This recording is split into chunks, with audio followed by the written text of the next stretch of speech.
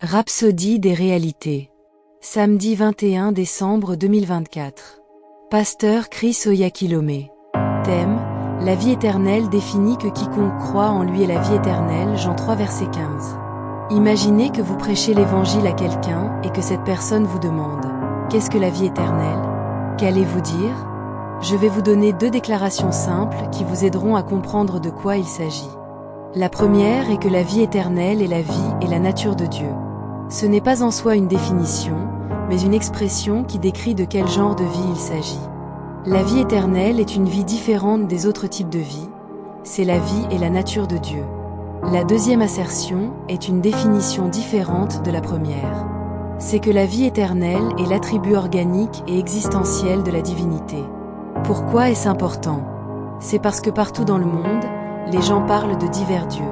Il y a tellement de divinités dans différentes cultures représentées de tant de manières.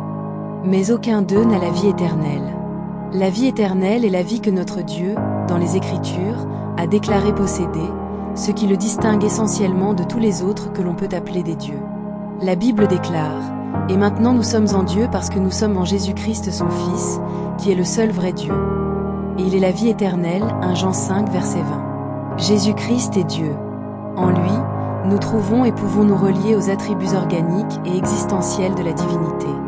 Lorsqu'il marchait sur la terre, il était la vie encapsulée dans un corps humain et qui nous a été manifestée. Car la vie a été manifestée, et nous l'avons vue et nous lui rendons témoignage, et nous vous annonçons la vie éternelle, qui était auprès du Père et qui nous a été manifestée, 1 Jean 1 verset 2. Cette vie éternelle est ce qu'il a apporté au monde, Jean 10 verset 10.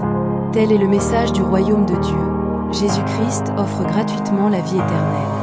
C'est pourquoi cela s'appelle Évangile. Vous n'avez rien à payer pour cela. Confession. Je me réjouis de savoir que j'ai la vie et la nature de Dieu en moi, les attributs organiques et existentiels de la divinité. Cette vie divine me distingue et me permet de vivre victorieusement. Je marche dans la conscience de cette vie incorruptible, inviolable et invincible en moi, au nom de Jésus. Amen. Étude approfondie Jean 17 verset 3. Or, la vie éternelle, c'est qu'ils te connaissent, toi, le seul vrai Dieu, et celui que tu as envoyé, Jésus-Christ. 1 Jean 5 versets 11 à 13. Et voici ce témoignage, c'est que Dieu nous a donné la vie éternelle, et que cette vie est dans son Fils. Celui qui a le Fils a la vie. Celui qui n'a pas le Fils de Dieu n'a pas la vie. Je vous ai écrit ces choses, afin que vous sachiez que vous avez la vie éternelle, vous qui croyez au nom du Fils de Dieu. 1 Jean 5 à 20. Nous savons aussi que le Fils de Dieu est venu, et qu'il nous a donné l'intelligence pour connaître le véritable. Et nous sommes dans le véritable, en son Fils Jésus-Christ. C'est lui qui est le Dieu véritable, et la vie éternelle. Lecture de la Bible en un an.